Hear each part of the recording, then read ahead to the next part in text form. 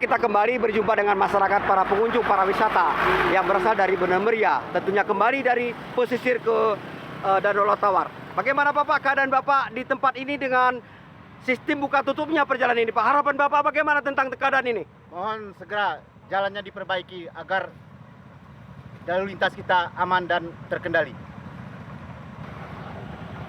Bagaimana keadaan Abang dengan menikmati jalan kita ini rusak ini?